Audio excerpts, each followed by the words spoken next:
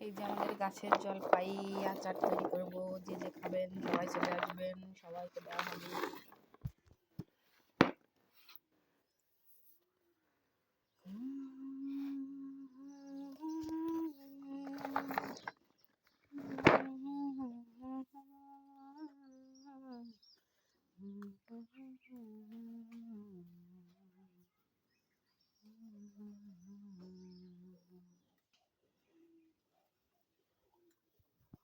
আফ্রিদি, গোসল করতে হবে না?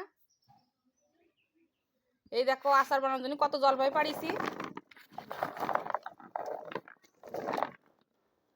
গাছে এরকম ধরা দড়ি আছে, ডাল ভাঙিয়ে যাচ্ছে।